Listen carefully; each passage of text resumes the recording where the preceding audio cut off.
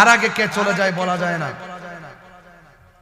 মুরব্বি বেডার আগে ছেলে চলে গেছে, ছেলের আগে বাবা চলে গেছে। আরে বাবা, আরে সর্বনাশ। এই কবরস্থানটা যাইয়া দেখেন, ধনী নাই দরিদ্র নাই, কোটিপতি যে কাপড়টা পইরা গেছে, রিকশাওয়ালা সেই কাপড়টা পইরা গেছে। কোটিপতি যে ঘরটার মধ্যে লাস্টে শুইছে, রিকশাওয়ালা সেই ঘরে শুইছে। বলুন তো সেই ঘরটাকে টাইলসের না মাটির?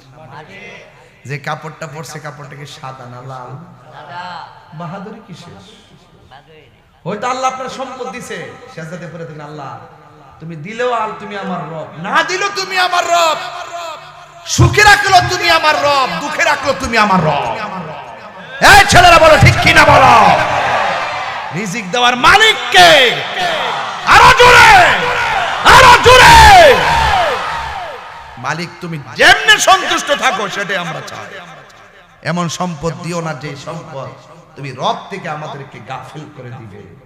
এমন সন্তান দিও না যে সন্তানের কারণে তোমার রাস্তা থেকে আমরা দূরে চলে যাব। ওই সন্তান দাও যে সন্তান আমার হাতকে শিকল বানায়া মসজিদে যাবে। সুবহানাল্লাহ।